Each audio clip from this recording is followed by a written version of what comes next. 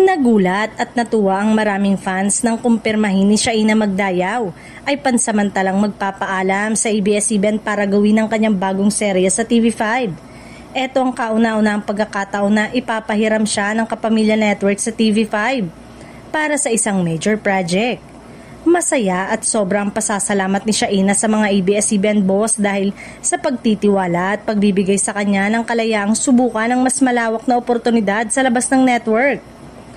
Hindi raw nito inaasahan na magiging ganito ka-open ang Kapamilya Management sa pag-handle sa kanyang karir, lalo't matagal na rin siyang bahagi ng Star Magic at ng mga teleserye ng ABS-CBN. Ayon sa mga insiders, malaking factor umano ang professionalism at consistency ni Shaina, kaya siya isa sa mga artistang pinayagang ipahiram sa ibang network. Naniniwala raw ang ABS-CBN na anuman ang proyekto ni Shaina ay magbibigay ng magandang representasyon sa kapamilya talent at magpapatunay na world class ang kanilang artist. Isa raw ito sa biggest collaboration ng ABS-CBN at TV5 para sa taong 2026 lineup.